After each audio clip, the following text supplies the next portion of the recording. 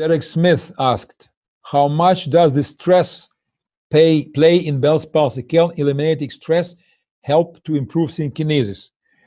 I will ask a good question very much. Thank you very much, Derek. How much stress does play in Bell's palsy? Stress plays a very important part in a negative way in Bell's palsy, in facial palsy. Why?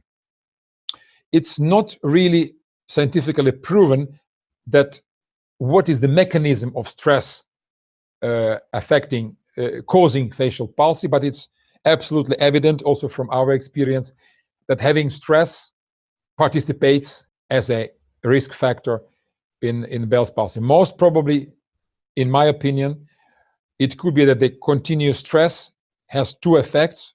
It suppresses your immune system. So if there is any infection latent in your body, like herpes virus or some other infection that could affect, for example, your ear, bacterial infection, when you are stressing, immunity drops and all those bacteria and viruses become active and they catch you and you get facial palsy if that is the weak link in the area. Also, stress may lead to some spontaneous spasms of the vascular spasm of the blood vessels. So if the stress, as you know, from stress, muscles contract. That's why when we are, for example, when we are very scared, our face becomes pale.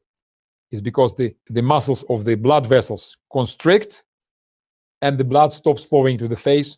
If the same happens to the nerve, you know, lack of oxygen and nerve becomes damaged pretty soon.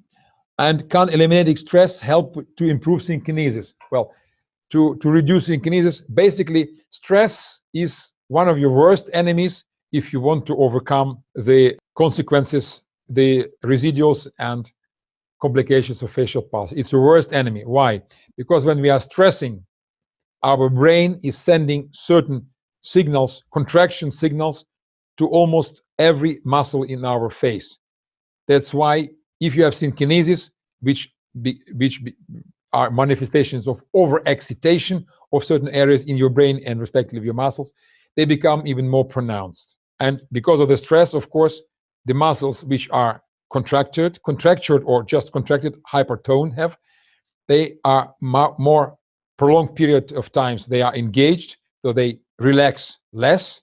And that's why when we are stressed, by the end of the day, we are totally exhausted.